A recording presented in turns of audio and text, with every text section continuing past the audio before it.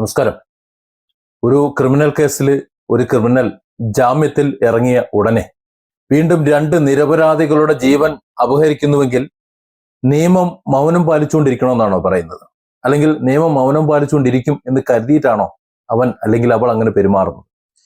കേരളത്തെ നടുക്കിയ നെന്മാറ പോത്തുണ്ടി ഇരട്ട കൊലപാതക കേസിലെ ചെന്താമരയ്ക്ക് കോടതി വിധിച്ച ശിക്ഷ വധശിക്ഷ ഈ ചോദ്യത്തിനുള്ള ഉത്തരമാണ്. നീതിന്യായ വ്യവസ്ഥയുടെ ശക്തമായ പ്രതികരണമായിട്ടുള്ള ഈ വിധി ക്രിമിനലുകൾക്ക് ഒരു ശക്തമായ ഒരു മുന്നറിയിപ്പ്, ഒരു താക്കീതായി മാറുന്നു എന്ന കാര്യത്തിൽ ഒരു സംശയമില്ല.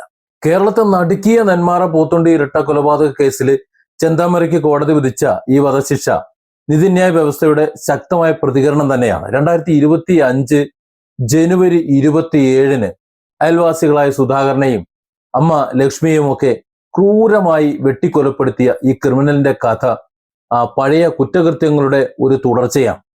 2019 സജിത എന്ന അയൽവാസിനിയെ കൊലപ്പെടുത്തിയ കേസിൽ അയാൾ ജയിലിലായിരുന്നു. പിന്നെ ജാമ്യത്തിൽ ഇറങ്ങിയിരിക്കുകയാണ് ഇയാൾ വീണ്ടും ഈ ഇരട്ട കൊലപാതകം നടത്തിയത്. അതായത് ഒരു കൊലപാതക കേസിൽ അകത്തായിരിക്കെ പുറത്തിറങ്ങിയിട്ട് വീണ്ടും അതേ കൊലപാതകം ചെയ്യാന്ന് പറഞ്ഞാൽ പിന്നെ വെച്ചുകൊണ്ടിരിക്കേണ്ട ആവശ്യമില്ലല്ലോ. ഏതായാലും ഈ ആവർത്തനം കേരളത്തിലെ ഒരു ക്രിമിനൽ ജസ്റ്റിസ് സിസ്റ്റത്തിന്റെ വീഴ്ചകളെ ചോദ്യം ചെയ്യുന്നുണ്ടായിരുന്നു.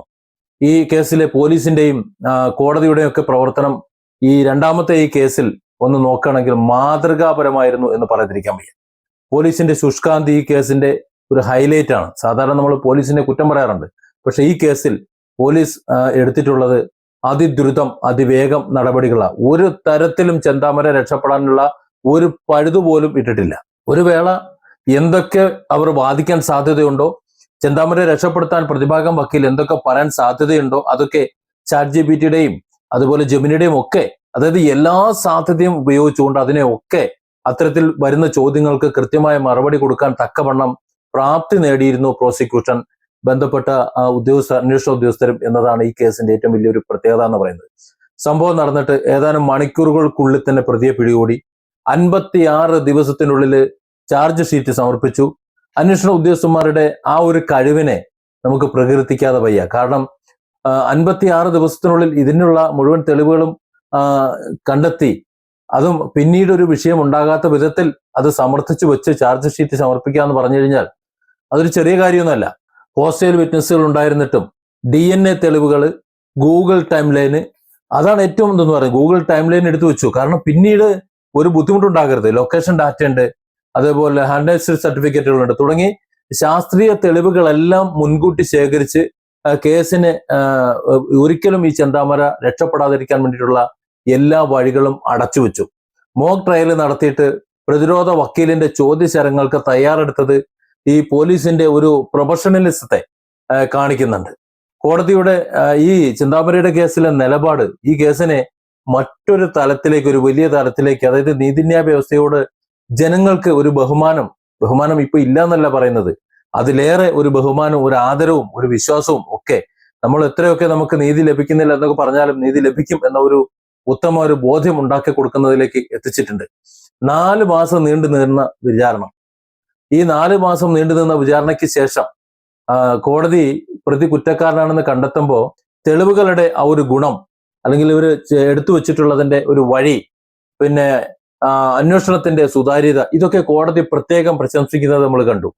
ചെന്താമരയുടെ ക്രൂരതയും ഒരു തരത്തിലും പശ്ചാത്താപം ഇല്ലാത്ത, ഒരു കൂസലില്ലാത്ത സ്വഭാവം. കോടതി എന്തെങ്കിലും പറയാനുണ്ടോ എന്ന് ചോദിച്ചപ്പോൾ തൂക്കിക്കൊല്ലുന്നെങ്കിൽ ബാങ്ക് തൂക്കിക്കൊല്ലുന്നുള്ളൂ എന്ന ഒരു ധാർഷ്ട്യതയോടെ പറയുന്നതാണ് കോടതിയെ പോലും ഒരു ദൃഢമായി ചിന്തിക്കാൻ പ്രേരിപ്പിച്ചത്. ഒരു തരത്തിലുള്ള ദയയും അർഹിക്കുന്ന ഒരാളല്ല. മാത്രമല്ല, ഇനി ജാമ്യത്തിൽ ഇറങ്ങി പുറത്തേക്ക് പോയി കഴിഞ്ഞാൽ ഇതിലും വലിയ കൊലപാതകം വീണ്ടും നടത്തുമെന്ന് കോടതിക്ക് ബോധ്യമുണ്ട്. അതുകൊണ്ട് അയാളിനി വേണ്ട, അയാൾക്ക് അർഹിക്കുന്ന ശിക്ഷ, പൂർണ്ണമായും അർഹിക്കുന്ന ഒരു ശിക്ഷയുണ്ട്, അത് അയാൾക്ക് അർഹതയുണ്ട്, ഇപ്പൊ തന്നെ അത് കൊടുക്കണമെന്ന് കോടതി തീരുമാനിക്കുകയാണ്. വധശിക്ഷയ്ക്ക് പുറമെ ഒരു പിഴ, വലിയൊരു സംഖ്യ പിഴയുണ്ട്. ആ പിഴ അവരുടെ സ്വത്തുവകകളൊക്കെ വിറ്റ് കുട്ടികൾക്ക് കൊടുക്കണമെന്നാണ് പറയുന്നത്. പക്ഷെ ആ കുട്ടികൾക്ക് അത് മാത്രം പോരല്ലോ, അവരുടെ ജീവിതമാണല്ലോ തകർത്ത് കളഞ്ഞത്. ഈ കേസ് കുറ്റവാളികൾക്ക്, അല്ലെങ്കിൽ ഇത്തരത്തിൽ ക്രിമിനൽ കുറ്റങ്ങൾ ചെയ്യാൻ ആഗ്രഹിക്കുന്നവർക്ക് ശക്തമായ ഒരു പാഠമാകണം എന്നതാണ് വസ്തുത. ജാമ്യത്തിലിരിക്കെ വീണ്ടും ഒരു കൊലപാതകം, സാധാരണഗതിയിലെന്ന് പറഞ്ഞാൽ അബദ്ധത്തിലൊക്കെ സംഭവിച്ചു പോവും, അല്ലെങ്കിൽ ഒരു ആവേശത്തിനൊക്കെ സംഭവിച്ചു പോവും. പിന്നീട് പശ്ചാത്തപിക്കാൻ ഒരു സമയം കിട്ടില്ല. കാരണം ചെയ്തത് കൊലപാതകമായതുകൊണ്ട് അല്ലെങ്കിൽ ഒരു ക്രിമിനൽ കുറ്റമായതുകൊണ്ടൊക്കെ പിന്നെ അതിനെ അതിജീവിച്ച് വരാൻ പറ്റില്ല, ശിക്ഷ അനുഭവിച്ചു വരാൻ മാത്രമേ നിർവാഹമുള്ളൂ. പക്ഷെ ഇതങ്ങനെയല്ല. ഇത് കൊല ചെയ്തതിന് ശേഷം മനഃപൂർവ്വം കൊന്നതാണ് എന്ന് സമ്മതിച്ച് അതിനുള്ള ശിക്ഷ അനുഭവിച്ചുകൊണ്ടിരിക്കുക, അല്ലെങ്കിൽ അതിനുള്ള മറ്റു കാര്യങ്ങൾ നടന്നുകൊണ്ടിരിക്കുക, ജാമ്യത്തിൽ ഇറങ്ങി വീണ്ടും രണ്ടുപേരെ കൊല്ലുക. അതിന് സമൂഹത്തിന് അല്ലെങ്കിൽ ഇവിടുത്തെ നീതിന്യായ സംവിധാനത്തിന് സഹിക്കാൻ പറ്റൂല.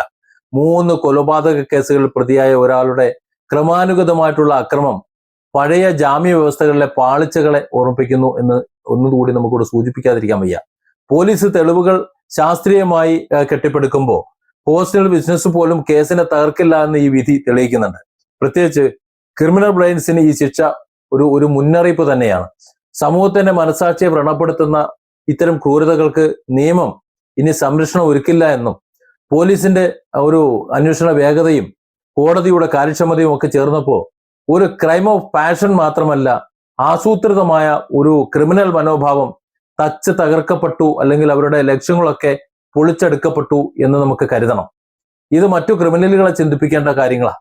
നിയമം പിന്നാലെ വരുമെന്ന് അവർക്ക് ഓർക്കണം. കേരള പോലീസിന്റെ ഈ മോഡൽ അന്വേഷണം മറ്റ് കേസുകൾക്കും പ്രചോദനമാകണം എന്നൊരു അഭിപ്രായമുണ്ട്. ഫോറൻസിക് ലാബുകളുടെ വേഗത സാധാരണഗതിയിൽ 1, 2, 3, 4 വർഷങ്ങളൊക്കെ കഴിഞ്ഞാണ് ഓരോ തെളിവുകൾ എത്തുന്നത്. പക്ഷെ അപ്പോഴേക്കും ആ കേസിന്റെ വിചാരണയൊക്കെ കഴിഞ്ഞ് ശിക്ഷയും വിധിച്ചിട്ടുണ്ടാവും.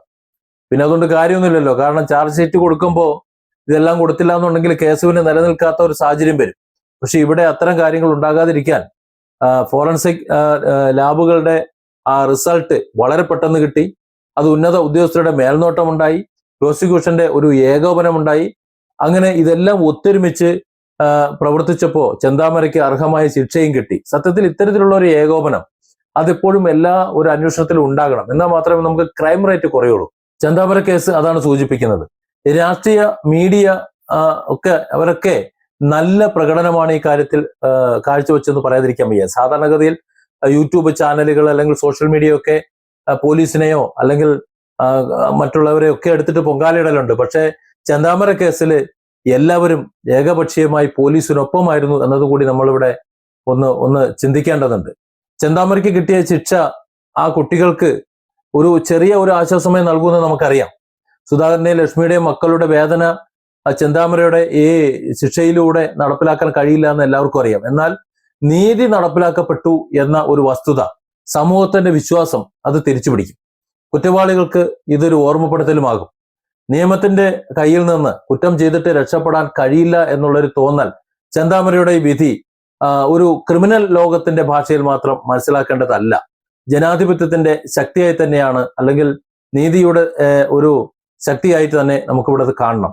നീതി വൈകിയാലും വിട്ടുകൊടുക്കില്ല എന്നൊരു സന്ദേശമാണ് ഈ കേസ് നൽകുന്നത്. ഇവിടെ കേസ് വിചാരണയ്ക്ക് നീതി വൈകിട്ടില്ല എന്നുണ്ടെങ്കിലും അത്തരത്തിലൊരു ചിന്ത കൂടി ഇവിടെ ഉണ്ട്. കുറച്ച് വൈകി കഴിഞ്ഞാൽ രക്ഷപ്പെട്ടു പോകാമെന്ന് ചിലരൊക്കെ കരുതുന്നുണ്ട്. കേരളം ഇത്തരത്തിലുള്ള ക്രൂരതകൾ ആവർത്തിക്കാതിരിക്കട്ടെ എന്ന് മാത്രമേ നമുക്കിപ്പോൾ ചിന്തിക്കാൻ പറ്റൂ. ഏതായാലും ചെന്താമര ആ ഒരു ക്രൂരൻ മനുഷ്യൻ എന്ന് പറയാൻ പറ്റില്ല. അതിനുശേഷം അന്നു മുതൽ ഇന്ന് വരെ അയാൾ നടത്തുന്ന സംസാരങ്ങൾ അല്ലെങ്കിൽ നിലപാടുകൾ അതൊക്കെ അത്ര സുഖമുള്ളൊരിതല്ല, ഈ സമൂഹത്തിന് ദോഷമാണ് എന്ന് കോടതി തിരിച്ചറിഞ്ഞതിൽ നമുക്ക് ആശ്വസിക്കാം. കാരണം ഇനിയും ചെന്താമരയുടെ കൈകൊണ്ട് കൂടുതൽ ജീവനുകൾ അപഹരിക്കപ്പെടാതിരിക്കാൻ.